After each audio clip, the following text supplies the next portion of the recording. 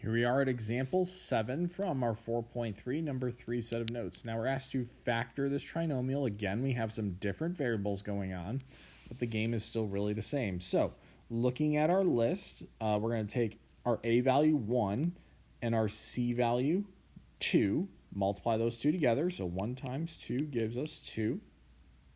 And then we're going to create a list from that. So we have 1 and 2. That's pretty much the only thing that multiplies to give you 2. And lo and behold, we have a -1 for a b value that we want, and 1 and 2 combined to give us that. So we have our values 1 and 2. And since our middle term has an xy, both of these will have an xy. Now, in terms of the signs, to get that -1 b value that we want in the middle, the 2 would have to be a negative and our 1 would have to be a positive. Now we're going to go ahead and just drop down the other terms. And at that point, now we're going to go ahead and factor by grouping.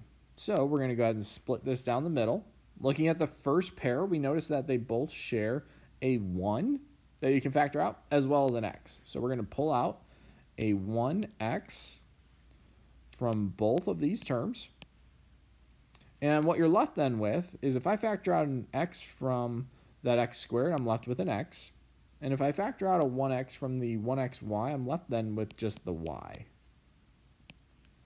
Now looking at the second pair, I notice that I can pull a -2 out of both of these, as well as a y, because they both have a common factor of y. So we're going to pull out a -2y from the second pair.